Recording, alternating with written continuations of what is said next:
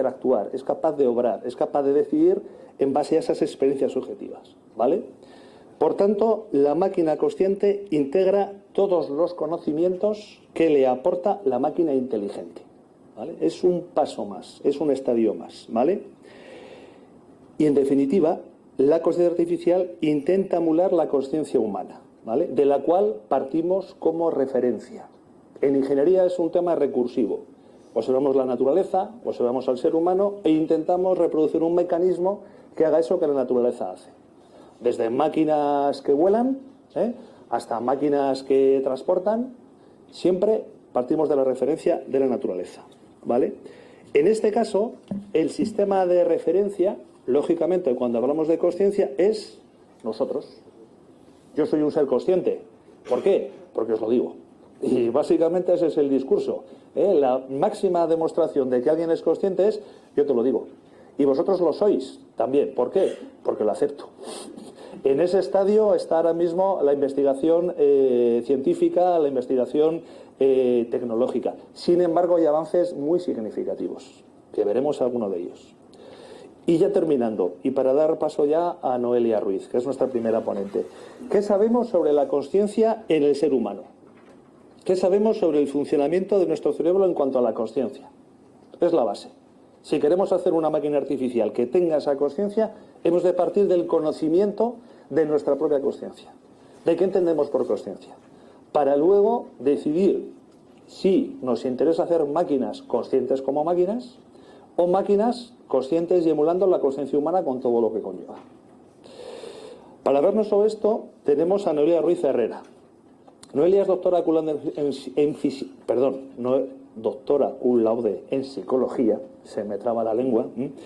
Es investigadora en neurociencia en la Medical School de la Universidad de Harvard, en Boston, ¿vale? Hace poquito acaba de aterrizar desde Boston y nos ha venido aquí para explicarnos sobre la consciencia humana, el cerebro, neurociencia, cómo funciona, pues gran parte de lo que sabe, no todo, porque si no teníamos tiempo, ¿vale? Y nos hablará sobre todo de aquello que nos intriga respecto a esa consciencia que tenemos y perdemos casi a diario cuando dormimos, ¿vale? Ella es especialista sobre todo en tema del sueño. Nos va a hablar de las fases del sueño y cómo nuestra consciencia evoluciona. Y además, y esto es un aviso para navegantes, posiblemente nos llega a dar una respuesta a la pregunta que a muchos os sonará de si los androides sueñan con ovejas eléctricas. Y ya, os dejo con Noelia para que pueda comenzar.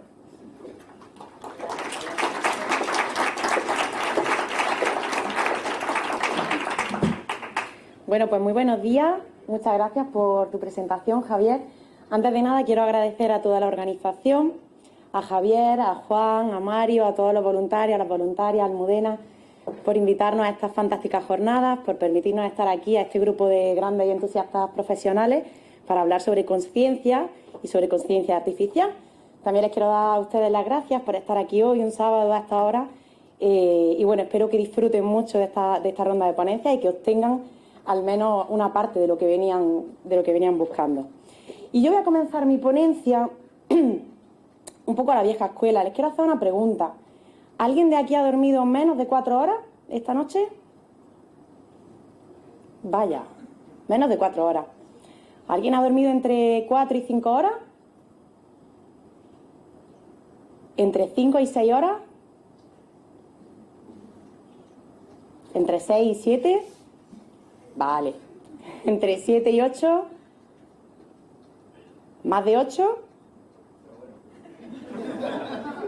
¿Más de 9? Más de 9 no, ¿no? Bueno, pero te tienes que sentir bastante bien, imagino. Muy bien. Me alegro. Los que no hemos dormido nada. Nada, vaya. ¿Alguien estuvo en Sociedad Gastronómica anoche o...? Bueno, pues yo quiero partir un poco de esta idea de que tanto la calidad como la cantidad de sueño determinan muchas cosas en nuestra vida. Pero ¿qué es lo que ocurre, ¿no?, cuando las personas se van a dormir? Pero para entender los mecanismos un poquito mejor, vamos a intentar comprender lo que es el sueño. Porque durante el sueño los animales no comen, no buscan alimento, no se reproducen, son vulnerables a la depredación. Pero si el sueño no sirviera para algo, sería el mayor error de la naturaleza, ¿no creen? Pues efectivamente, el sueño es una función biológica común en todos los animales, también en las plantas, y es una conducta alternante. Se considera el cese del estado de vigilia, que es el modo prevalente en el adulto humano sano, y en la especie humana es la conducta que más duración tiene en toda la vida. Además implica procesos tanto fisiológicos como cognitivos y, bueno, normalmente solemos presentar una inmovilidad relativa y cambios en algunos parámetros biológicos. Y es justo ahí donde quiero entrar en profundidad, porque ¿qué podemos utilizar para evaluar el sueño? Pues normalmente solemos contar con el uso de cuestionarios, autoinformes, diarios de sueño, porque el uso de, digamos, aparatos de técnicas más objetivas tienen un alto coste y además se suele evitar que una persona pase una noche en el laboratorio de sueño, con la incomodidad que eso implica. Pero realmente, bueno, y en los laboratorios de sueño lo que utilizamos es la polisomnografía. ¿A alguien le suena esto, este aparato? Polisomnografía. ¿A alguien le han hecho una prueba de sueño alguna vez? Pues entonces estamos de suerte porque vamos a conocer lo que es la polisomnografía. La polisomnografía es el estándar de oro de la evaluación de sueño. Es un aparato que evalúa diferentes parámetros objetivos durante el sueño. La respiración, la tasa cardíaca, movimiento de piernas, movimientos mandibulares, movimientos de ojos, incluso saturación de oxígeno en sangre, con ese aparatito que están viendo en el dedo índice. Registra también la actividad cerebral durante el sueño y consta de una serie de electrodos que se colocan en el cuero cabelludo. Esos electrodos tienen una terminación en oro, que saben que conduce muy bien la electricidad, lleva un poco de material conductor y ese cable iría a un aparato que va conectado a una petaca. En esa petaca tendríamos una tarjeta de memoria y una batería y registra el movimiento, los cambios de posición y todos esos cables que va recibiendo, pues tanto de la actividad cerebral durante el sueño, respiración nasal, torácica y abdominal. Esta es una prueba que se realiza habitualmente por la noche, normalmente suele durar entre 8 o 9 horas, normalmente no es necesario más pues porque no se suele dormir más horas que esa. Y una vez que se termina, la persona se le retira todo el dispositivo, se va, puede hacer una vida normal hasta que espera a que le llegue el informe, que le lleguen los resultados. ¿Y qué es lo que se obtiene de esos resultados? Pues bien, se puede obtener eventos cardíacos, eventos respiratorios, como ya he dicho, eventos de posición, movimiento, con eventos respiratorios, pues quiero decir arousal respiratorio, quiero decir ronquidos, quiero decir parada respiratoria durante el sueño, que habrán escuchado alguna vez, la apnea. Y todo esto se recoge a través de esa tarjeta de memoria y en esa tarjeta de memoria también vemos las ondas cerebrales que ocurren durante el sueño. Y así se puede hacer la puntuación de las fases de sueño. Pero para ello tenemos que definir muy bien qué es el inicio del sueño, porque según cómo lo midamos podríamos decir que el inicio del sueño pues podrían ser los primeros 30 segundos o épocas, que así es como nosotros evaluamos las fases del sueño, los primeros 30 segundos mostrando un patrón electroencefalográfico diferente. O también le podría dar a usted un objeto y que coja ese objeto y se le pide que lo sujete en la mano hasta que se quede dormido o dormida. Y cuando se le caiga el objeto de la mano, ahí podríamos definir que ese ha sido el inicio del sueño. También se han desarrollado una serie de aparatos que son mucho más sofisticados, que constan de un guante con una serie de sensores. Mientras se registra la actividad cerebral, se le entrena a una persona a que apriete una pelotita de goma mientras inspira y suelte la pelotita de goma mientras expira. Y entonces se va midiendo hasta que la persona se queda dormida, ese, digamos, el control motor y el control electroencefalográfico. Pero realmente podemos entender el sueño como un bonito proceso gradual en el que se va perdiendo ritmo alfa, que son unas ondas que ocurren en nuestro cerebro mientras estamos con los ojos cerrados, y eso ocurre paralela o alternativamente a un aumento de onda delta, de onda lenta, digamos. Y eso va ocurriendo adelante y atrás para pasar de la vigilia a la deriva del sueño. Vamos a ver esto un poquito mejor y vamos a comenzar por la vigilia, porque el electroencefalograma humano durante la vigilia muestra dos patrones de actividad. Serían el patrón de actividad alfa y el patrón de actividad beta. ¿En qué consiste el patrón de actividad alfa? Bueno, ondas regulares de frecuencia media entre 8 y 12 hercios. Se produce cuando la persona está descansando tranquilamente, está relajada, no está implicada en ninguna tarea cognitiva demandante. Y por otro lado tenemos la actividad beta. Y esta sí me interesa que la recuerden, porque volveremos a hablar de ella. Consiste en ondas irregulares de entre unos 13 y unos 30 hercios y normalmente son de baja amplitud. Ocurre cuando una persona está alerta, está consciente, está pensando intensamente, ¿de acuerdo? Quiero que recuerden esto bien, las ondas beta. Y ahora ya vamos a entrar en materia de sueño. Y antes de nada, comentarles que en los seres humanos el sueño se divide en dos tipos. Hay dos tipos de sueño. Por un lado tenemos el sueño no REM, que responde a la sigla Non-Rapid Eye Movement o sueño sin movimientos oculares rápidos. Y luego tenemos el sueño REM, que responde a la sigla Rapid Eye Movement, en el que se dan movimientos oculares rápidos. La fase no REM se divide a su vez en 3 o 4 fases, digamos, dependiendo del manual que se consulte, pero bueno, aquí lo diremos, las 3 y 4 pues podrán ser llamadas como 3, o sueño de onda delta, ahora lo vamos a ver. Esta secuencia de no REM y REM sería un ciclo y cada ciclo duraría aproximadamente unos 90 minutos. Cada ciclo se da en una noche alrededor de 4 y 6 veces. Bueno, hay personas a las que esta noche, como no han dormido, pues no se le ha dado ninguna. Parece que lo está recuperando ahora. Está recuperando ahora el sueño, ¿no?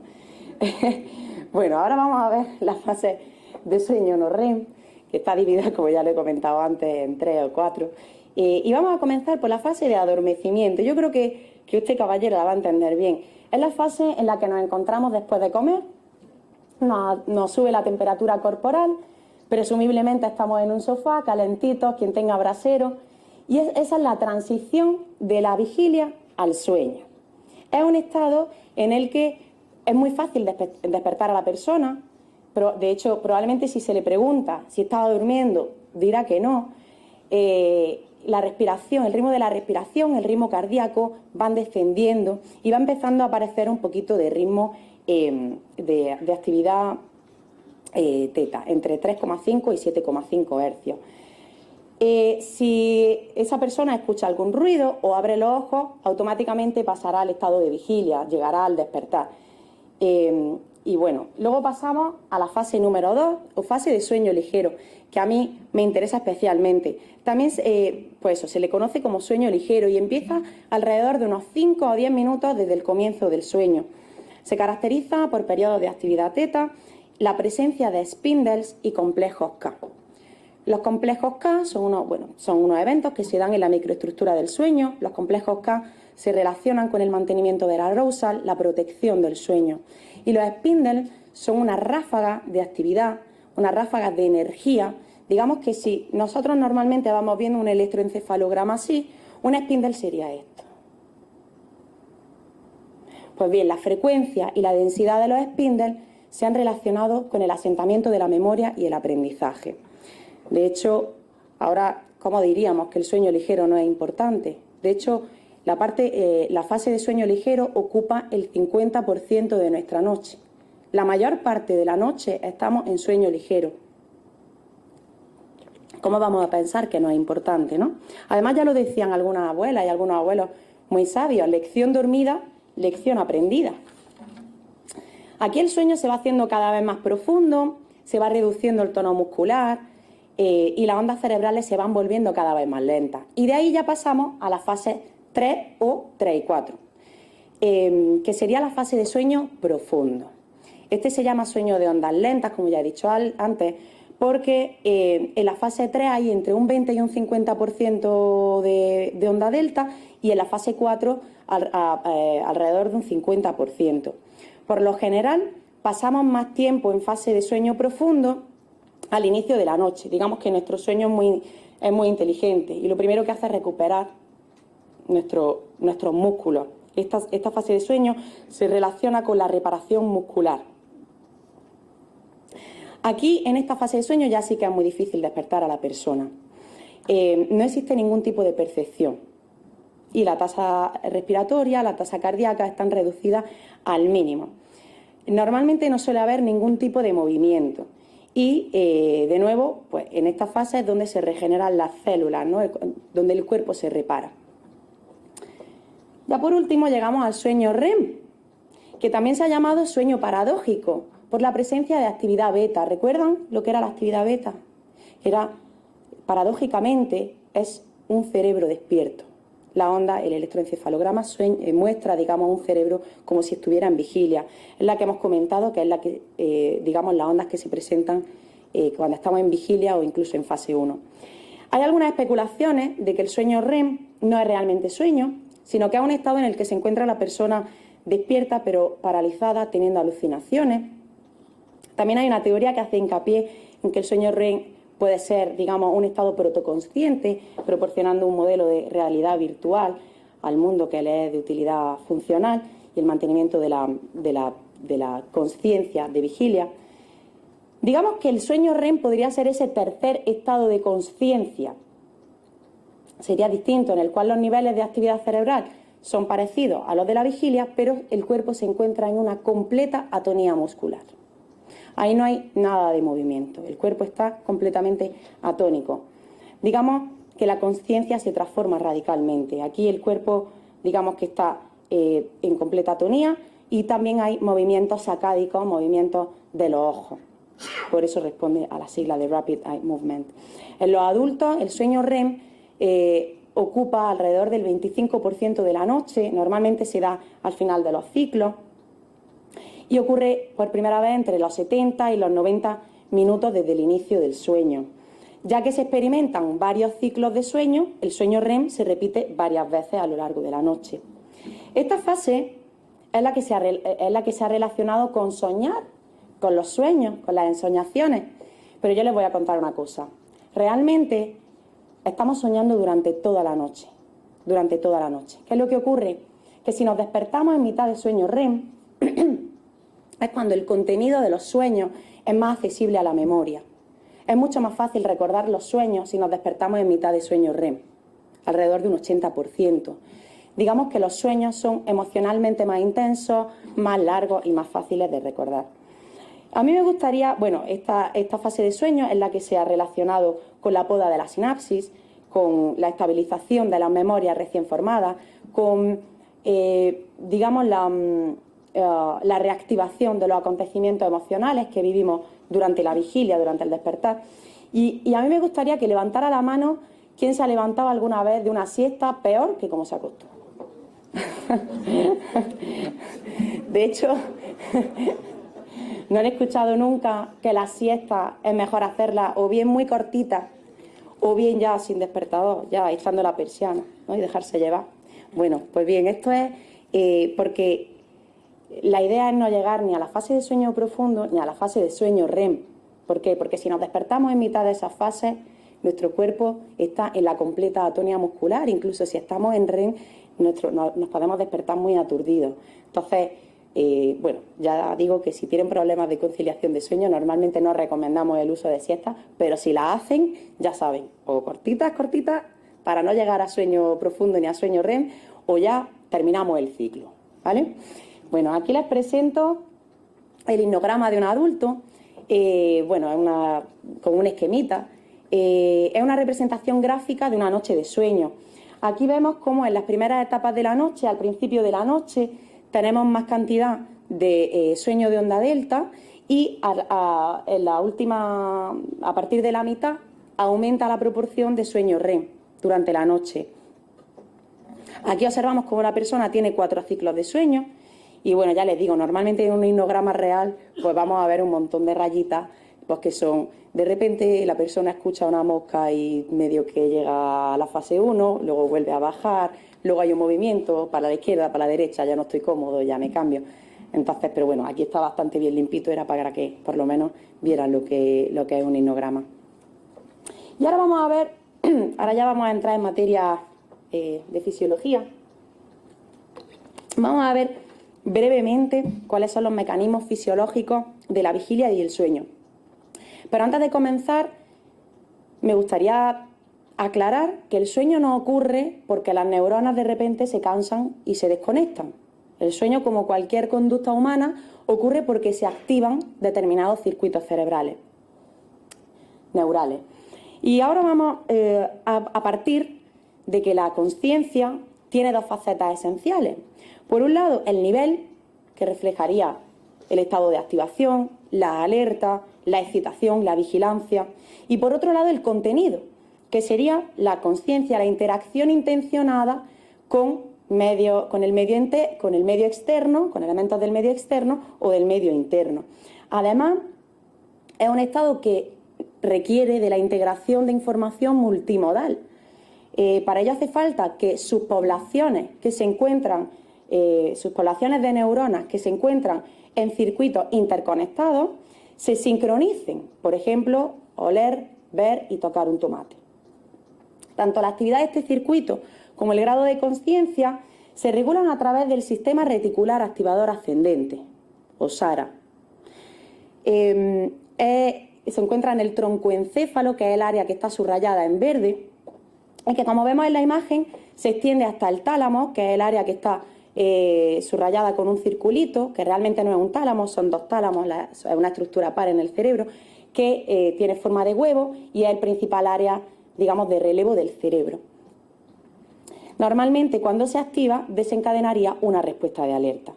Entonces, la anatomía que a mí me interesa que recuerden sería el troncoencéfalo, donde se sitúa el sistema reticular activador ascendente, el tálamo y la corteza cerebral, que digamos que es el área que más tarde se ha formado en nuestro cerebro, es el área que se encarga de la planificación de procesos cognitivos de primer orden, de alto nivel, ¿vale?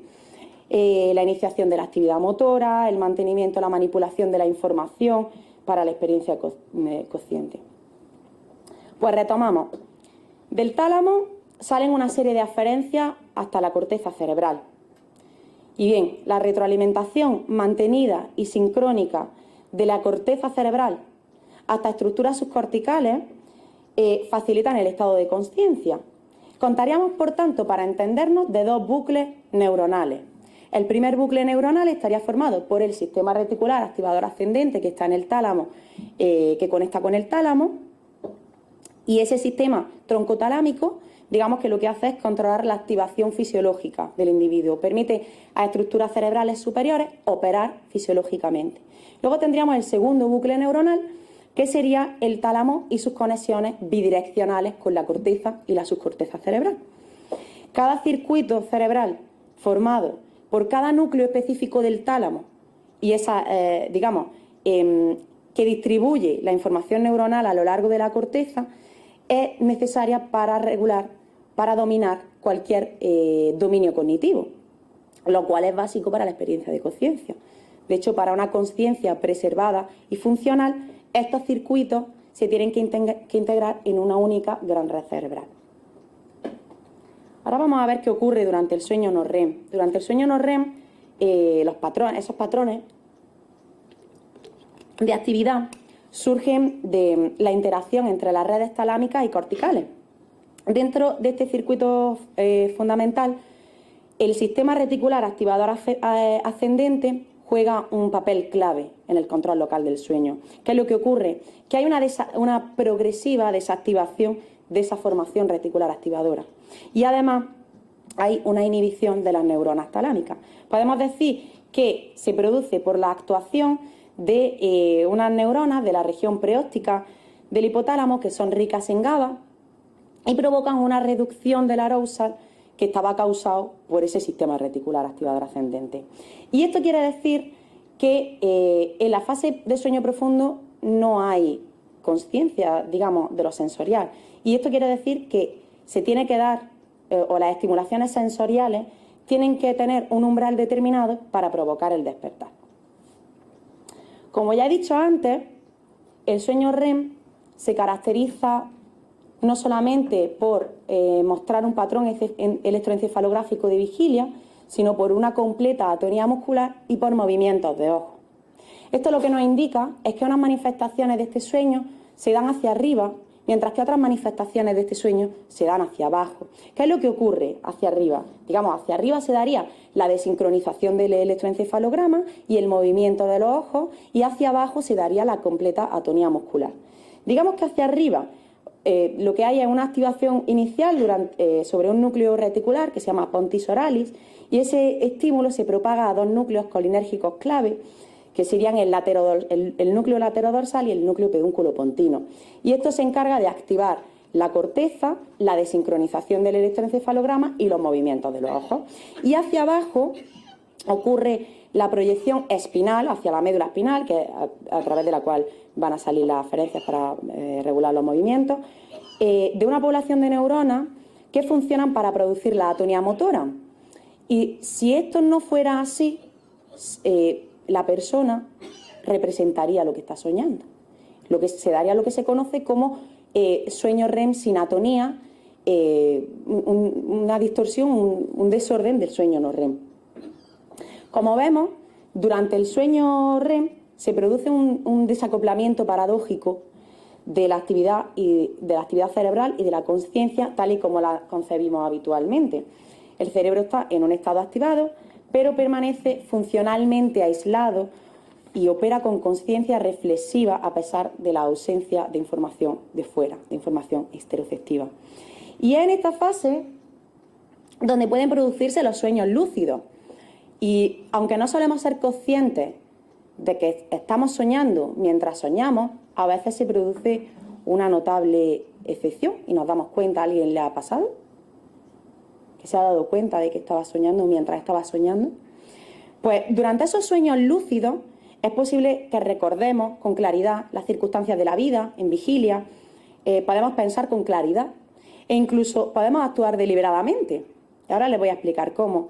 Mientras vamos experimentando un mundo onírico que parece vívidamente real en términos de sus capacidades perceptivas, en términos de sus capacidades sensoriales. Aunque durante estos sueños se mantienen los criterios polisomnográficos del sueño REM y también la atonía muscular impide el comportamiento motor manifiesto, realmente se puede entrenar a las personas a que expresen que están teniendo un sueño lúcido a través de secuencias en los movimientos de ojos que se van teniendo en el sueño REM. Entonces, de esa manera eso se mide a través del electrooculograma, que serían los sensores que han visto antes. Bueno, no sé si las habrán visto bien. Se ponen los electrodos aquí en los movimientos de ojos, nos sirve para conocer el REM y a través de esos electrodos podríamos ver esa secuencia de movimientos. Podríamos ver en tiempo real cuando la persona está teniendo un sueño lúcido. ¿Qué más les cuento? Normalmente se considera una habilidad muy poco común, pero los estudios de incidencia han reflejado que alrededor del 50% de la población ha tenido al menos un sueño lúcido una vez en su vida y una de cada 5 personas los tiene de manera regular, es decir, al menos una vez al mes. En esta imagen que pongo aquí vemos regiones cerebrales que se activan o que muestran una mayor actividad durante el sueño REM lúcido en contraste con el sueño REM no lúcido. En la parte de arriba vemos la activación dependiente del nivel de oxígeno en sangre en un estudio de caso con resonancia magnética, y en la parte de abajo se muestran las diferencias de conectividad funcional en estado de reposo entre soñadores lúcidos frecuentes y soñadores y personas controles, personas que no tienen sueños lúcidos. Y ya no quería terminar sin dar ese salto atrevido, ostentoso, probablemente desvergonzado, a un área muy desconocida para mí, que espero que no sea tan desconocida después de esta jornada. Pero el gusto que yo estaba sintiendo cuando estaba preparando esta charla me ha llevado a unos parajes misteriosos y excitantes, y no he podido dejar de traeros un par de artículos relacionados con la inteligencia artificial. Y es que parece ser que las inteligencias artificiales necesitan dormir e incluso necesitan soñar. Como ven en la diapositiva, bueno, no sé si se ve bien, pero lo podemos pasar, si no, ya veremos. Un reciente informe del Laboratorio Nacional de Los Álamos, según este informe, las inteligencias artificiales necesitarían descansar para poder funcionar correctamente. De hecho, según algunos expertos, es posible que la inteligencia artificial hasta sufra estados depresivos similares a los que sufren los humanos cuando no descansan lo suficiente. Y, de hecho, algunos tipos de inteligencia artificial podrían hasta empezar a alucinar, igual que los humanos. Yo les dejo aquí la noticia y aquí les dejo el enlace a un artículo que he encontrado en abierto. Estos autores se inspiran en los mecanismos de los cerebros de mamíferos y proponen una extensión del modelo Hochschild que muestra el mecanismo estándar de aprendizaje en línea, que sería similar al despierto, que permite el almacenamiento de información externa en términos de patrones, y un mecanismo de desaprendizaje y consolidación fuera de línea, que sería similar al soñar, al del sueño, que permite la eliminación de patrones espurios y el refuerzo de patrones puros. Yo les dejo aquí el enlace porque probablemente sean capaces de entenderlo mucho mejor que yo. Y ya para despedirme, pues no quería irme sin presentar una aportación muy importante que ha hecho la inteligencia artificial al estudio del sueño, tanto en la clínica como en la investigación, que es la puntuación de las fases de sueño, por ejemplo, que está ayudando mucho pues, con el diagnóstico, por ejemplo, de algunas patologías. De este modo, se daría a los ordenadores un conjunto de miles de épocas de sueño que han sido previamente puntuadas por humanos. Normalmente, en los estudios de sueño se hace, una puntuación interjueces, ¿no? Lo hacen al menos 2 personas, la puntuación de las fases de sueño, y se comparan, se llega, el porcentaje de acuerdo. Se le daría a los ordenadores este conjunto de épocas de sueño para que aprendan la relación entre los datos y la fase de sueño esperada.